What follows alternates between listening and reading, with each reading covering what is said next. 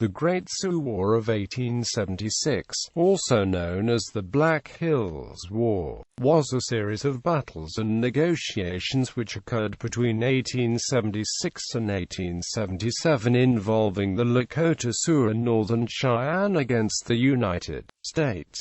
The cause of the war was the desire of the U.S. government to obtain ownership of the Black Hills. Gold had been discovered in the Black Hills. Settlers began to encroach onto Native American lands, and the Sioux and Cheyenne refused to cede ownership to the U.S. Traditionally, the United States military and historians place the Lakota at the center of the story, especially given the numbers. But some Native Americans believe the Cheyenne were the primary target of the U.S. campaign and that it should have been called the Great Cheyenne War. Among the many battles and skirmishes of the war was the Battle of the Little Bighorn, often known as Custer's Last Stand, the most storied of the many encounters between the U.S. Army and Mounted Plains Indians.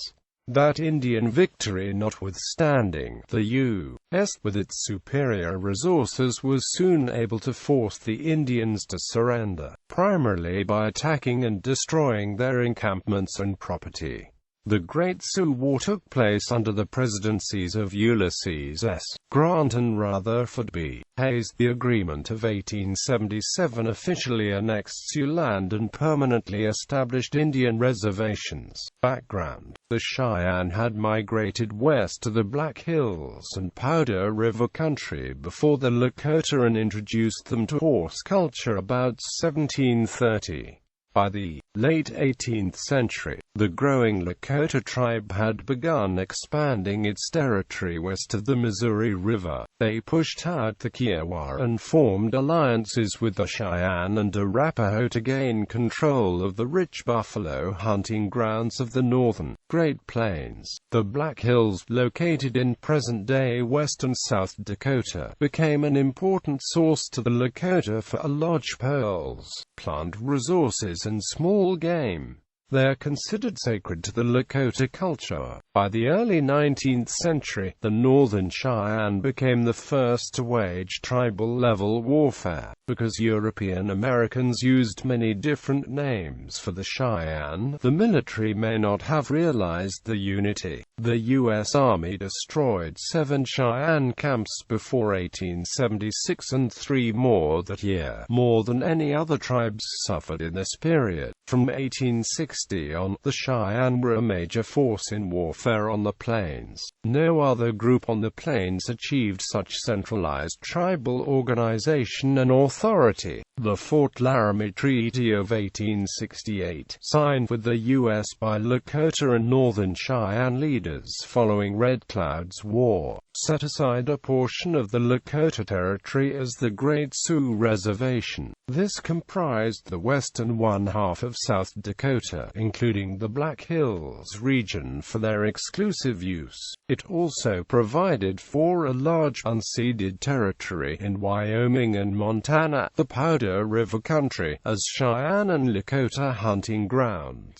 On both the reservation and the unceded territory, white men were forbidden to trespass, except for officials of the U.S. government. The growing number of miners and settlers encroaching in the Dakota Territory, however, rapidly nullified the protections. The U.S. government could not keep settlers out. By 1872, territorial officials were considering harvesting the rich timber resources of the Black Hills, to be floated down the Cheyenne River to the Missouri, where New Plains settlements needed lumber. The geographic uplift area suggested the potential for mineral resources. When a commission approached the Red Cloud Agency about the possibility of the Lakotas signing away the Black Hills, Colonel John E. Smith noted that this was the only portion worth anything to them. He concluded that nothing short of their annihilation will get it from them. In 1874, the government dispatched the Custer expedition to examine the Black Hills.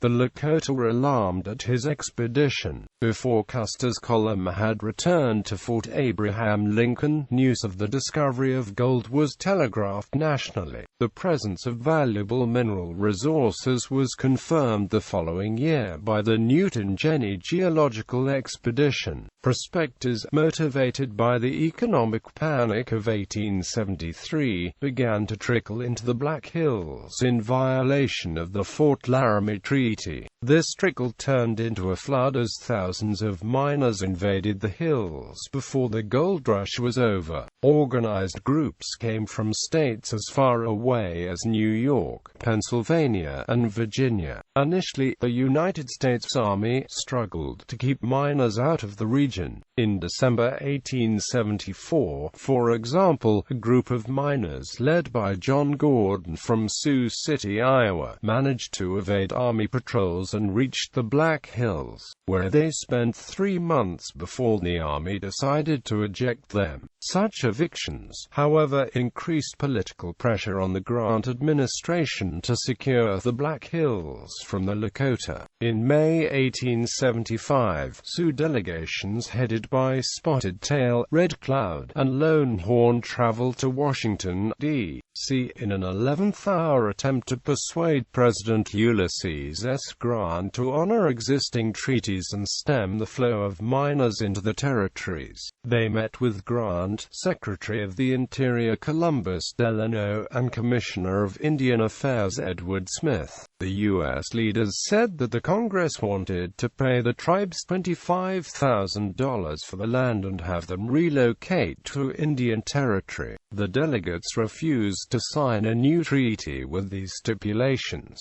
Spotted Tail said, "You speak of another country, but it is not my country. It does not concern me, and I want nothing to do with it. I was not born there. If it is such a good country, you ought to send the white men now in our country there and let us alone." Quote, although the chiefs were unsuccessful in finding a peaceful solution, they did not join Crazy Horse and Sitting Bull in the warfare that followed. That fall, a U.S. commission was sent to each of the Indian agencies to hold councils with the Lakota. They hoped to gain the people's approval and thereby bring pressure on the Lakota leaders to sign a new treaty. The government's attempt to secure the Black Hills failed. While the Black Hills were at the center of the growing crisis, Lakota resentment was growing over expanding U.S. interests in other portions of Lakota territory. For instance, the government proposed that the route of the Northern Pacific Railroad would cross through the last of the Great Buffalo hunting grounds. In addition, the U.S. Army had carried out several devastating attacks on Cheyenne camps before 1876.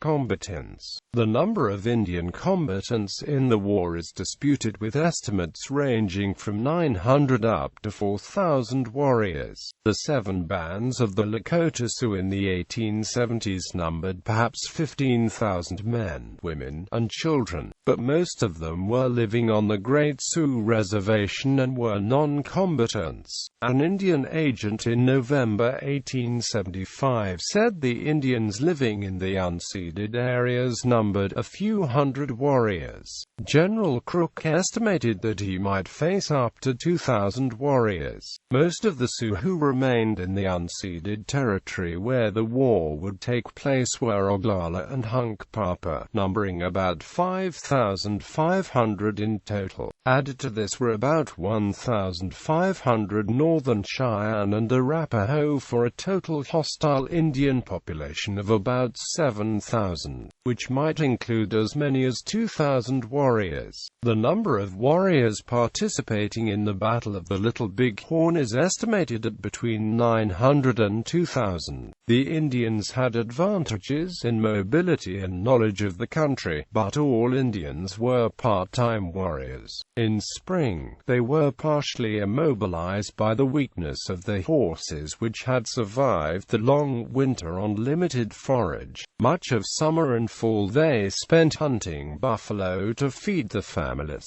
About one-half of the Indian warriors were armed with guns, ranging from repeating rifles to antiquated muskets, and one-half with bows and arrows. The short, stout Indian bow was designed to be used from horseback and was deadly at short range, but nearly worthless against a distant or well-fortified enemy.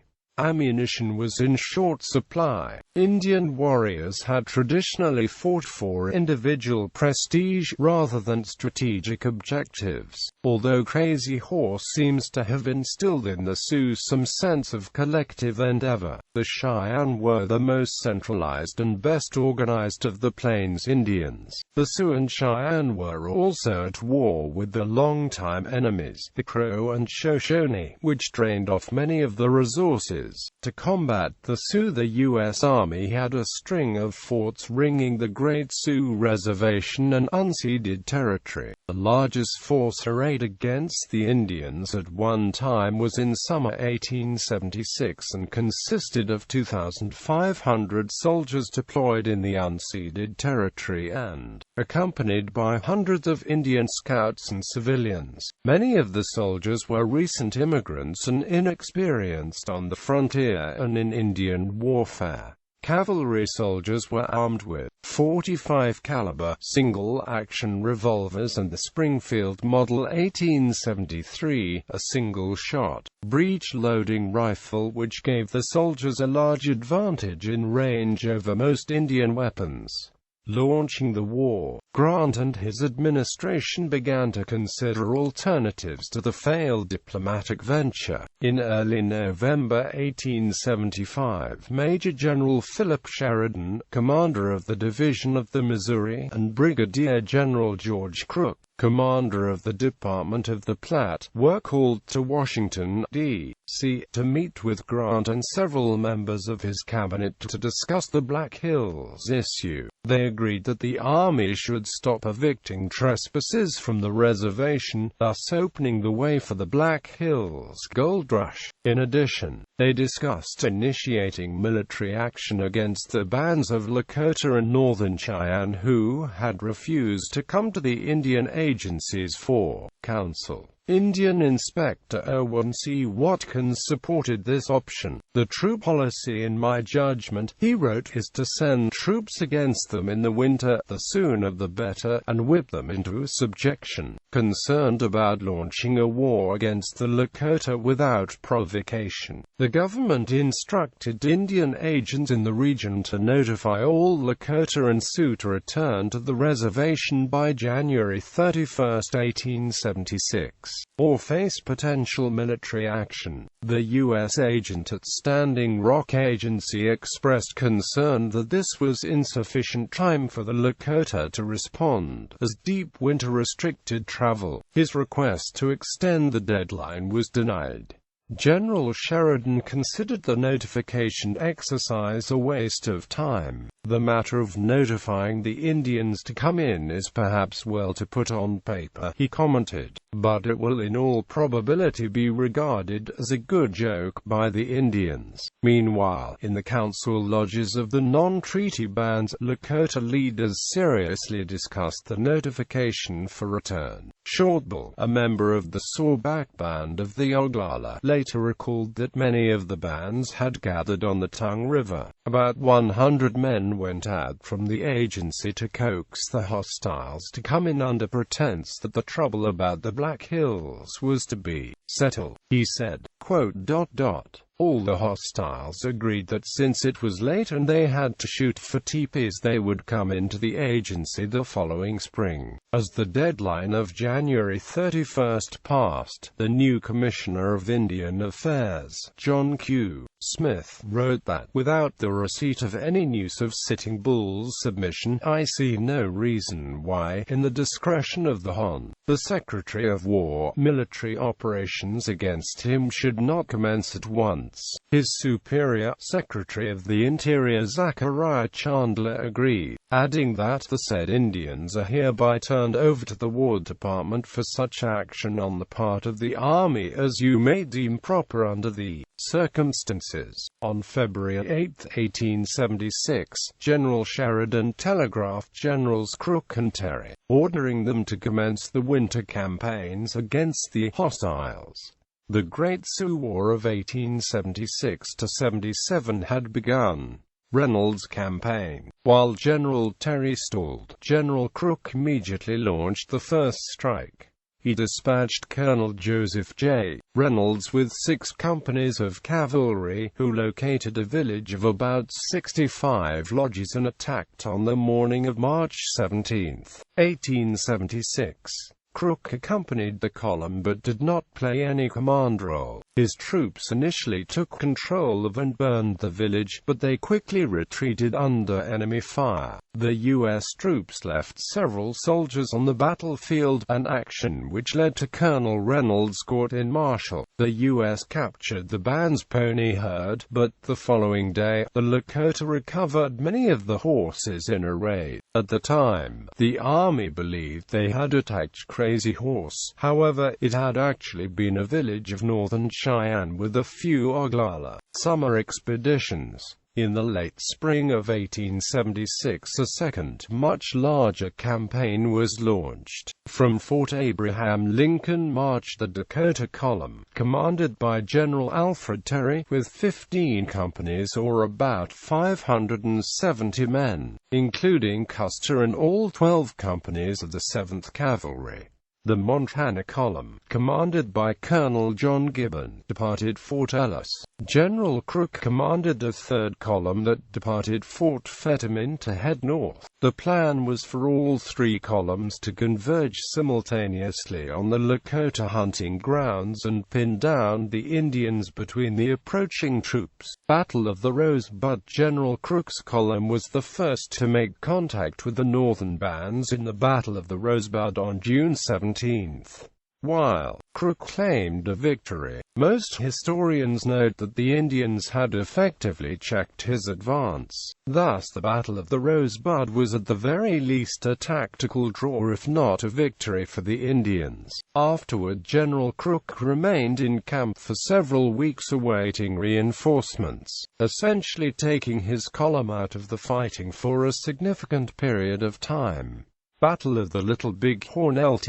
Colonel George Armstrong Custer and the 7th Cavalry were ordered out from the main Dakota Column to scout the Rosebud and Bighorn River valleys. On June 25, 1876, they encountered a large village on the west bank of the Little Bighorn. The U.S. troops were seriously beaten in the Battle of the Little Bighorn and nearly 270 men were killed, including Custer. Custer split his forces just prior to the battle and his immediate command of 5 cavalry companies was annihilated without any survivors. 2 days later, a combined force consisting of Colonel Gibbon's column, along with Terry's headquarters staff and the Dakota Column infantry, reached the area and rescued the U.S. survivors of the Reno-Benteen fight. Gibbon then headed his forces to the east, chasing trails but unable to engage the Sioux and Cheyenne warriors in battle. Battle of Slim Buttes. Reinforced with the 5th Cavalry, General Crook took to the field. Hooking up briefly with General Terry, he soon moved out on his own but did not find a large village. Running short on supplies, his column turned south and made what became called the Horsemeat March toward mining settlements to find food. On September 9, 1876, an advance company from his column en route to Deadwood to procure supplies stumbled across a small village at Slim Buttes, which they attacked and looted. Crazy Horse learned of the assault on the village and the next day led a counterattack, which was repulsed. After reaching Camp Robinson, Crook's forces disbanded. Crackdown at the agencies. In the wake of Custer's defeat at the Little Bighorn, the Army altered its tactics. They increased troop levels at the Indian agencies. That fall, they attached most of the troops to the Army for operations. They seized horses and weapons belonging to friendly bands at the agencies for fear they would be given to the resisting northern bands. In October 1876, Army troops surrounded the villages of Red Cloud and Red Leaf. They arrested and briefly confined the leaders, holding them responsible for failing to turn in individuals arriving in camp from hostile bands. The U.S. sent another commission to the agencies. According to historian Colin Calloway, Congress passed a law extinguishing all Lakota rights outside the Great Sioux Reservation. The Lakota never legally ceded the Black Hills to the United States. Mackenzie's campaign. Colonel Ranald S. Mackenzie and his 4th Cavalry were transferred to the Department of the Platte following the defeat at the Little Bighorn. Stationed initially at Camp Robinson, they formed the core of the Powder River expedition that departed in October 1876 to locate the northern villages. On November 25, 1876, his column discovered and defeated a village of Northern Cheyenne in the Dull Knife fight in Wyoming Territory. With the lodges and supplies destroyed and the horses confiscated, the Northern Cheyenne soon surrendered. They hoped to be allowed to remain with the Sioux in the north. They were pressured to relocate to the reservation of the Southern Cheyenne in Indian Territory. After a difficult council, they agreed to go. When they arrived at the reservation in present-day Oklahoma, conditions were very difficult. Inadequate rations, no buffalo left alive near the reservation, and malaria. A portion of the Northern Cheyenne, led by Little Wolf and Dull Knife, attempted to return to the north in the fall of 1877 in the Northern Cheyenne Exodus. They succeeded in reaching the north. After they divided into 2 bands, that led by Dull Knife was captured and imprisoned in an unheated barracks at Fort Robinson without food or water. When the Cheyenne escaped on January 9, 1878, many died at U.S. Army hands in the subsequent Fort Robinson massacre. Eventually the U.S. government granted the Northern Cheyenne a northern reservation. The Northern Cheyenne Reservation in present-day southern Montana. Miles' campaigns. Another strategy of the U.S. Army was to place troops deep within the heartland of Lakota Territory.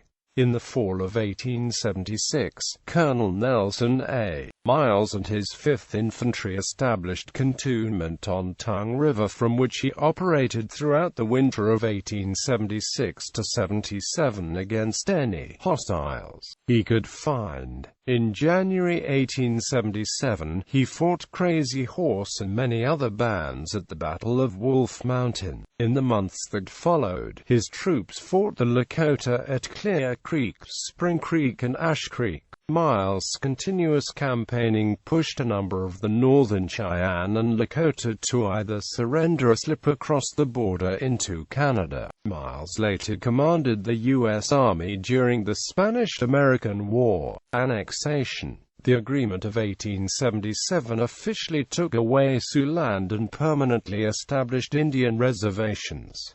Diplomatic efforts. While military leaders began planning a spring campaign against the Lakota and Northern Cheyenne who had refused to come in, a number of diplomatic efforts were underway in an effort to end the war. The. After the defeat at the Battle of the Little Bighorn in June 1876, Congress responded by attaching what the Sioux call the The rider to the Indian Appropriations Act of 1876, which cut off all rations for the Sioux until they terminated hostilities and ceded the Black Hills to the United States. George Sword Mission. As the winter wore on, rumors reached Camp Robinson that the northern bands were interested in surrendering. The commanding officer sent out a peace delegation. About 30 young men, mostly Oglala and Northern Cheyenne, departed from the Red Cloud Agency on January 16, 1877 to make the dangerous journey north. Among the most prominent members of this delegation was a young Oglala named Enemy-Bate. He was the son of the prominent headman Brave Bear. The delegation found Crazy Horse on the Powder River, but found no indication that he was prepared to surrender. Other Oglala camps nearby, however, were more willing to hear the message and to seriously consider surrendering at the agencies. In late February, part of the delegation continued on to find the Northern Cheyenne, where they delivered the same message. Spotted Tail Mission. The influential Brule headman Spotted Tail also agreed to lead a peace delegation out to meet with the hostiles. Departing his agency on February 12, 1877 with perhaps 200 people, Spotted Tail moved north along the eastern edge of the Black Hills. They soon found a large village of Minneconjou under Touch the Clouds, near Short Pine Hills on the Little Missouri River. After several days of councils, they agreed to go in and surrender at the Spotted Tail Agency. Spotted Tail's delegation continued on to the Little Powder River, where they met with Minneconjou, Sansac, Oglala and a few Northern Cheyenne, including leaders such as Black Shield, Fastbull, Lame Deer, and Roman Nose. Most of these bands also agreed to go into the Spotted Tail Agency to surrender. Crazy Horse was not in the camp, but his father gave a horse to a member of the delegation, as evidence that the Oglala war leader was ready to surrender. Johnny Breer mission. Not to be outdone by General Crook's diplomatic efforts, Colonel Miles sent out a peace initiative from his Tongue River cantonment. Scout Johnny Breer, aided by 2 captive Cheyenne women, found the Northern Cheyenne village on the Little Bighorn. They met in councils for several days. His effort would lead to a large contingent of Northern Cheyenne eventually surrendering at the Tongue River cantonment. Red Cloud Mission. On April 13, a second delegation departed the Red Cloud Agency, led by the noted Oglala leader Red Cloud, with nearly 70 other members of various bands. This delegation met Crazy Horse's people en route to the agency to surrender and accompanied them most of the way in. Surrenders. The continuous military campaigns and the intensive diplomatic efforts finally began to yield results in the early spring of 1877 as large numbers of northern bands began to surrender. In April 1877, an aide of General Crook's wrote to a friend, "I am now fully satisfied that the Great Sioux War is now ended and that we will have once more a chance to have peace." A large number of Northern Cheyenne, led by Dull Knife and Standing Elk, surrendered at the Red Cloud Agency on April 21, 1877. They were shipped to Indian Territory the following month. Touch the Clouds and Roman Nose arrived with bands at the Spotted Tail Agency. Crazy Horse surrendered with his band at Red Cloud on May 5. Death of Crazy Horse. The famed Oglala leader Crazy Horse spent several months with his band at the Red Cloud Agency amidst an environment of intense politics. Fearing he was about to break away, the army moved to surround his village and arrest the leader on September 4, 1877. Crazy Horse slipped away to the Spotted Tail Agency. The following day, Crazy Horse was brought back to Camp Robinson with the promise that he could meet with the post commander. Instead, he was taken to the guardhouse under arrest. During his struggle to escape, he was fatally bayoneted by a soldier. flight to Canada. While many of the Lakota surrendered at the various agencies along the Missouri River or in northwestern Nebraska, Sitting Bull led a large contingent across the international border into Canada. General Terry was part of a delegation sent to negotiate with the bands, hoping to persuade them to surrender and return to the U.S., but they refused. Not until the buffalo were seriously depleted, and troubles began to surface with other native tribes in Canada, did they finally return. In 1880–81, most of the Lakota from Canada surrendered at Fort Keogh and Fort Buford. U.S. forces transferred them by steamboat to the Standing Rock Agency in the summer of 1881.